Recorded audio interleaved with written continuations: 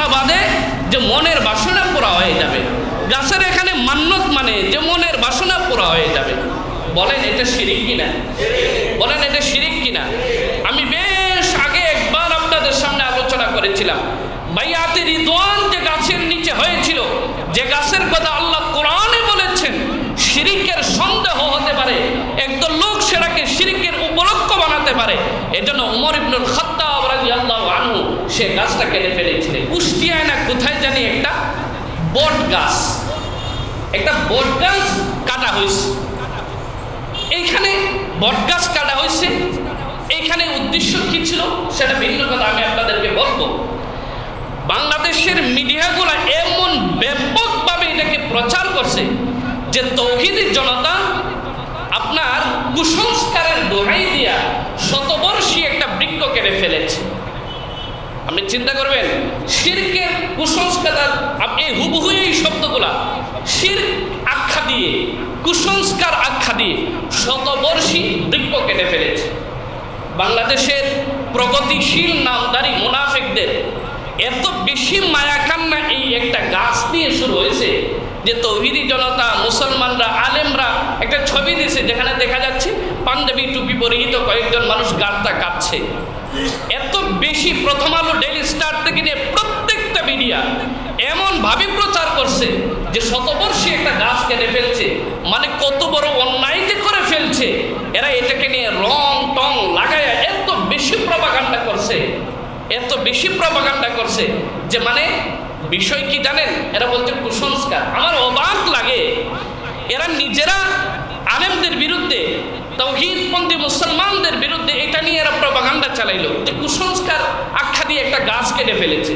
আরে বাবা, এইখানকার লোকজন কিছু মানুষের ভিতরে ধারণা হয়ে গিয়েছিল এরা ওই গাছের মধ্যে এসে সুতা বাঁধে যে মনের চাহিদা পুরা হবে। কি বলেন, এই ধরনের কুসংস্কার আছে না নেই? গাছে এসে সুতা বাঁধে যে মনের বাসনা পুরা হয়ে যাবে, গাছের এখানে মান্যত মানে যে মনের বাসনা পুরা হয়ে যাবে। বলেন এটা শিরিক কিনা? বলেন এটা শিরিক কিনা?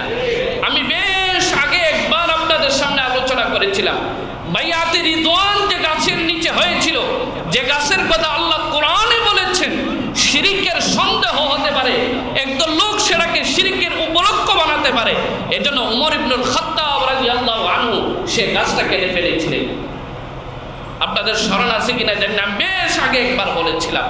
সুতরাং একটা শতবর্ষী কেন, যে গাছের কথা কোরআনে কারিমে এসেছে সে গাছটাও শিরিক হতে পারে, শিরিকের উপলক্ষ হতে পারে, শিরিকের উপলক্ষ বনে যায়, এই জন্য উমর রাদিয়াল্লাহু তাআলা আনহু কেটে ফেলেছেন।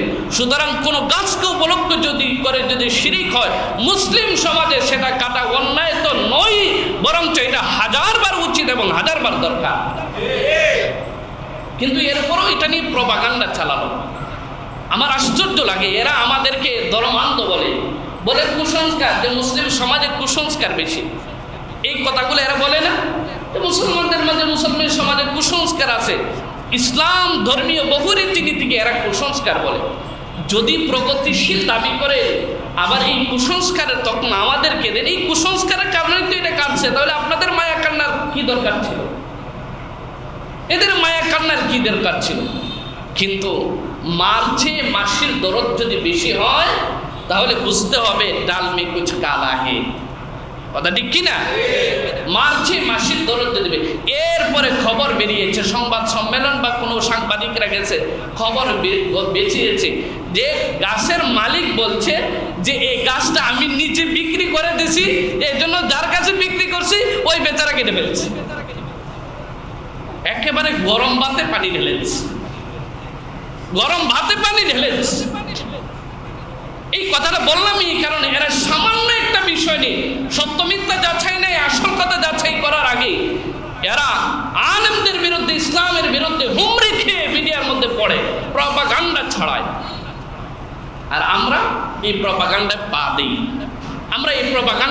দিই, এই জন্য ইসলামের বিরুদ্ধে প্রপাগান্ডা এখন নতুন কিছু নয়, অনেক আগেই ছিল।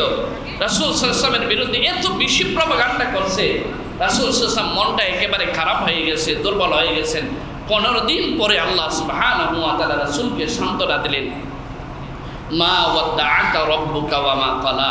হে রাসূল, আপনার রব আপনাকে ছেড়ে দেয় নাই, আপনার রব আপনার উপর অসন্তুষ্ট হয় নাই, আপনি কেন ইনশাআল্লাহ বলেন নাই, ইনশাআল্লাহ বলতে ভুলে গেছেন, সেটার জন্য আল্লাহ সুবহানাহু ওয়া তাআলা আপনাকে শেখানোর জন্য, আপনাকে সতর্ক করার জন্য, আপনার পরবর্তী উম্মতকে সতর্ক করার জন্য আল্লাহ তাআলা 15 দিন পর্যন্ত ওহীর ধারাবাহিকতা বন্ধ করে রেখেছিলেন।